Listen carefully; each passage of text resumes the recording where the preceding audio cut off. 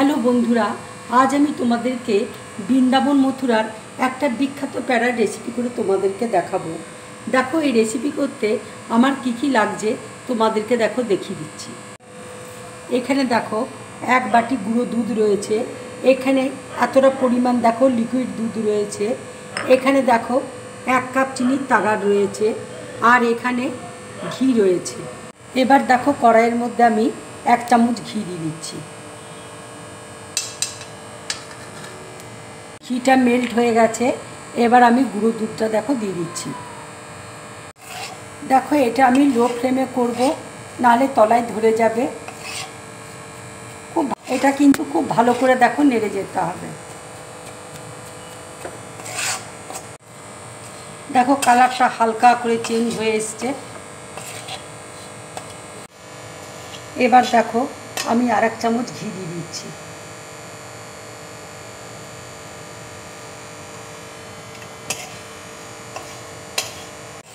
কালারটা দেখো আস্তে আস্তে কি সুন্দর চেঞ্জ হয়ে এসছে। দেখো কালারটা ঠিক ব্রাউন কালার হয়ে এসছে। এবার দেখো অল্প করে দুধ দিয়ে দিচ্ছি।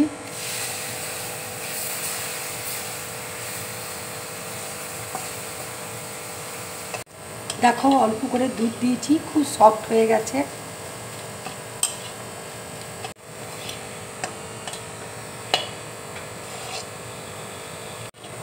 দেখো এবার আমি গ্যাসটা অফ করে দিচ্ছি। দেখো ঠিক এইরকম ধরনের হবে। দেখো হালকা ঠান্ডা হয়ে গেছে, এবার আমি চিনির তাগাড়টা দেখো দিয়ে দিচ্ছি।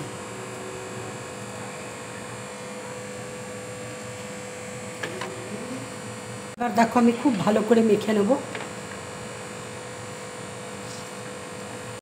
এবার দেখো এলাচ গুঁড়ো আমি দিয়ে দিচ্ছি। দেখো আমি প্যারাগুলো তৈরি করে নিচ্ছি, ঠিক ছোট ছোট সাইজের দেখো তৈরি করছি। দেখো প্যারাগুলো ঠিক আমি এইরকম ধরনের তৈরি করে নিচ্ছি। দেখো ঠিক এইভাবে তৈরি করে নিচ্ছি।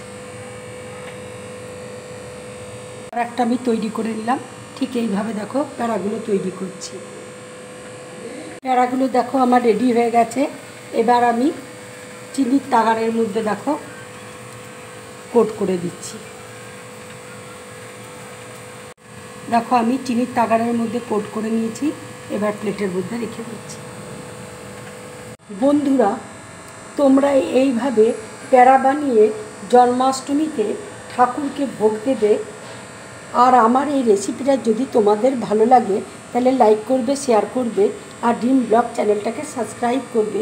তোমরা বেশি করে কমেন্ট করবে, তাহলে আমার খুব ভালো লাগবে। নমস্কার।